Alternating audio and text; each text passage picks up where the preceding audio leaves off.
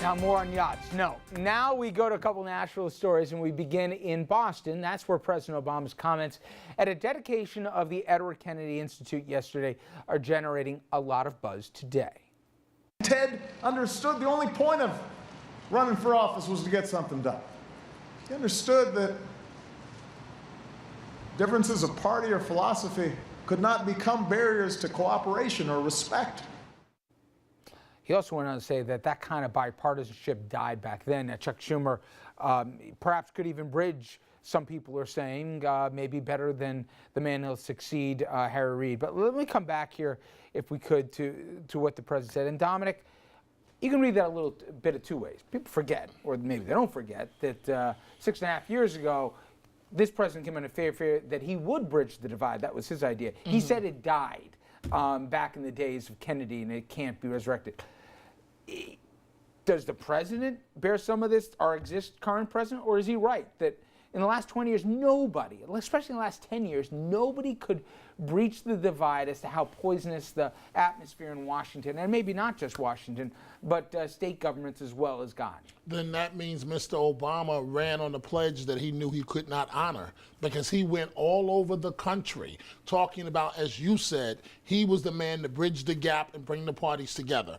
Ted Kennedy did reach across the aisle, but I don't know, Richard, because remember, the Kennedys are the ones that legitimized, if you will, Obama as a candidate when he was neck and neck with Hillary. So this is a bit of political payback by the president.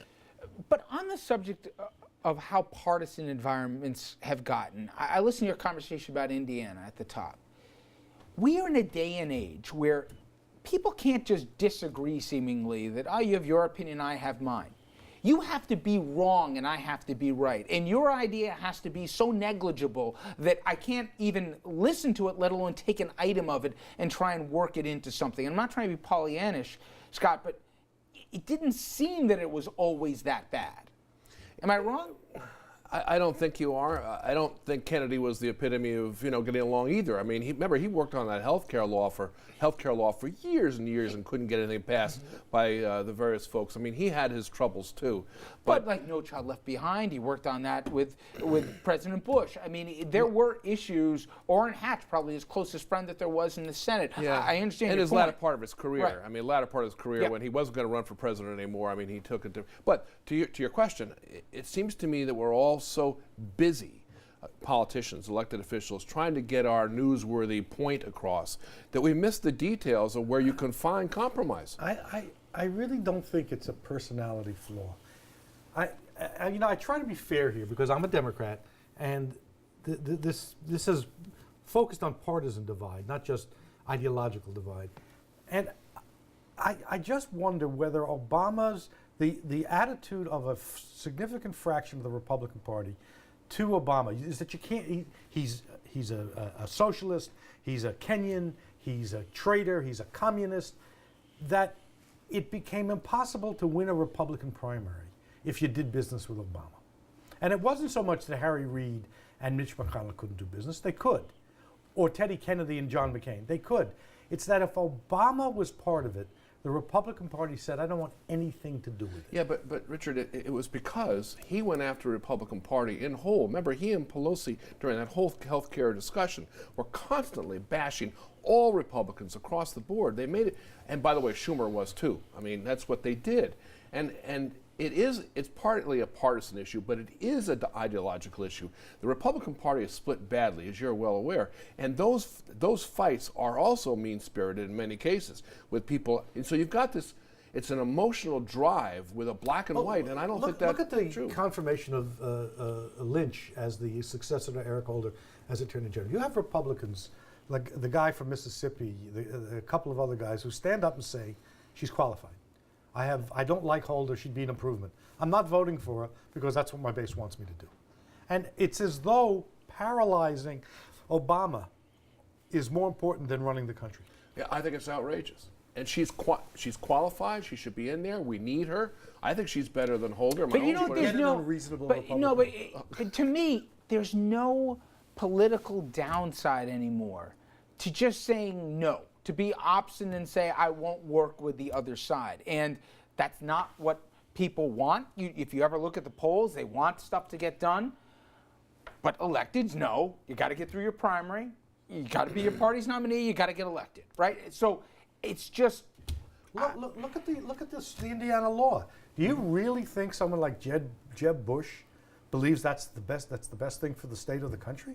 I don't. No, And yet he has to toe the line because it's the party's being run from the right. I'm not. There's plenty wrong with the Democrats. I don't want to sound. Yeah. But it seems to me that in this case, it's the intensity of the anti-Obama feeling. Well, we'll find out if the Republicans actually get somebody elected in the White House and they have majorities in the House and Senate. The Democrats could be in the position of saying, all we got to do is make sure we get 41 votes here in the Senate. What they're We're doing going now. to right, but they at least have a stopgap that it's not going to get past the president anyway. But will they become the party? No. Will they try and work out a deal? I was going to get into around we're low on time, but I think it's interesting. Can I get the poll number?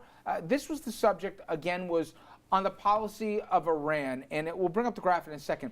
But 59% of the public, almost by a 2-to-1 margin, support reducing sanctions on Iran if a nuclear deal is reached. Now, here's my question.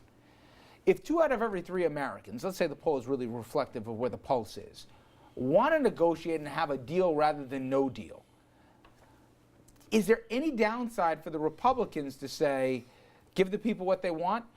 Because it seems they're going to say, no, this is DOA and arrival because this is our party platform and no better deviate from it, or we're going to make sure, that we're going to raise funds against you in a primary and everything else because you're an enemy of Israel.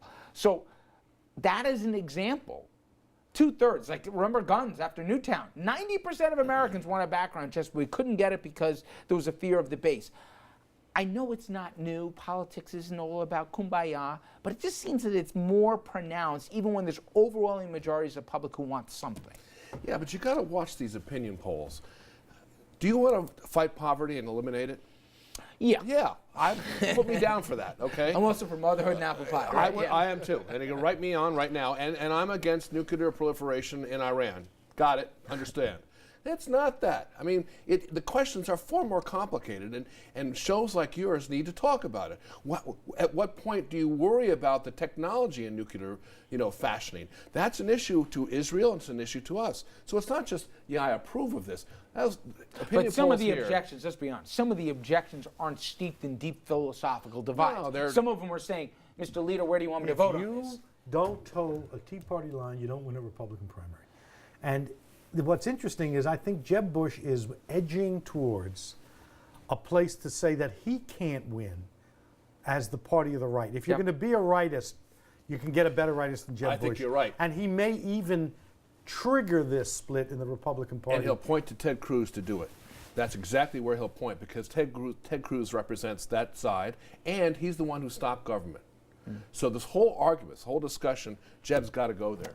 All right. Interesting. I want to jump to a break, and when we come back, I'm sure the folks in the control room may disagree on this one. I'm curious where the table falls on it. If you download music for free, are you really doing right by the musicians? And regardless of how you feel about that, you may also not be too crazy about what Jay-Z is doing. The rapper launching a new music streaming service that could make you rethink how you get your favorite tunes.